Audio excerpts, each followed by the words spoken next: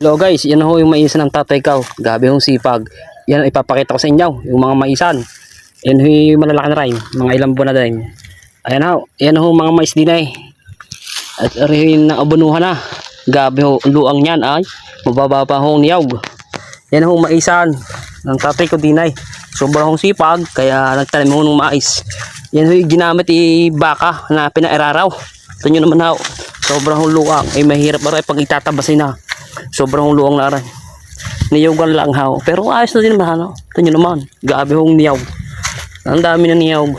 Magaganda na humais ay. Ito nyo naman haw. Hanggang ilalim mo yan. Eh kami patawid na. Kaya ngayon lang ako nakapag-vlog din. Ereho ang daan ang papuntang kabisang oil. Yun at maluwang pa ho yan. Gabi hong luwang. Ayan ha. Hanggang dulo ho yan doon. Eh dati ho yung pinapalayanan niya yung palay. E ngayon na ho, tinatamad na ho magpalay. Kaya ginawa na lang ho yung mais. Mais na ho tinanaim. Ayan ho. Mais na ho tinanaim. Kaya yan ho. Ari mahirap pagtatabasin na. Sobrang luang na rin. Gabi ho ang sipag ng tatay ko. Tayo tatawid na ho. Ari ho ang daan. Papunta ho doon sa may amin na. Ari kabisang wal. Bukid na ho. Ito nyo naman ho. Gabi ho ang hirap ng daan. Kaya kasama ko ho yung dalawang aso na may nareho tatlaw. Yun nga lang ho, nagpaiwan ng isa. Kaya areho daan paputang kabisang oil. Pag areho naulan madulas. Kaya ho, maganda ho pag hindi naulan, maganda ho yung daan din ay. Sobra hong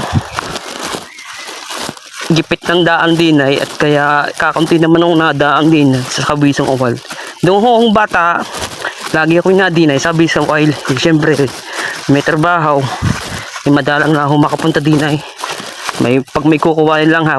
Kaya yan haw, yan ho ang daan ng papuntang kabisang oil. At kami tatawid na at magpapakain pa daw ho ng baboy ang tatay. Kaya kami umuna na.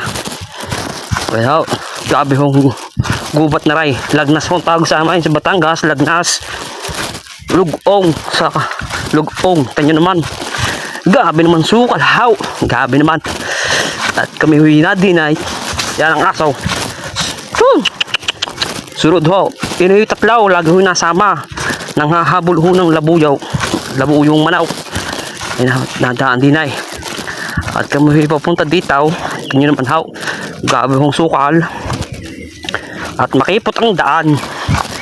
Ako huy napablog ho din ay. Sabi ko yung first time ko ma-vlog ang kabisang oil, kaya binalag ko. Yan ho ang daan papunta din ay sa lugar namin, sa pupunta sa bahay namin. Narinig tinatawid ng tatay ko, sobrang layaw. Yan ho, gabi ho.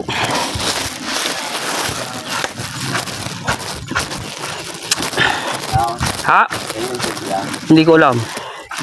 Baka sa ano, sa magbubuko. May jug pa ho din eh. May jug pa ho din ay.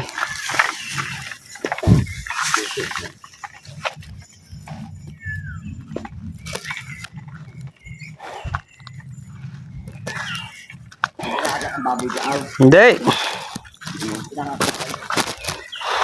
Kaya mo papakain ay. At may tulay pa ho din ay. May tulay pa din ay. Pero tinatawag tulay ng kabisang oil. Tulay ng kabisang oil. Pag wala akong tulay, hindi madadaanan. Kaya ho, hindi nilagyan ng tulay. Ayan naman ho, tulay niyan. Ari maliit na tulay lang. Ako yung bata po, buhay na rin. Ito may matandaan na, buhay pa rin. Gabi naman ho. Aso ho. At may ibon ho.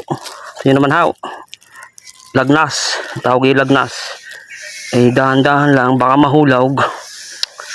Mahirap na mabalian. Yan ho. Yan ho ang tinatawag na tulay. Yan ang tulay ng kabisang oil. At sige ho, at maraming salamat sa kaunting vlog din ho sa may kabisang oil. At tayo galing ho. Nanguha ho ng talbos ng kamuting bagay. Kamuting kahoy pala ho. Masarap daw hiigatan. Tapos may kasamang tiyaw. At sige at maraming salamat. Hingal na, hingal na.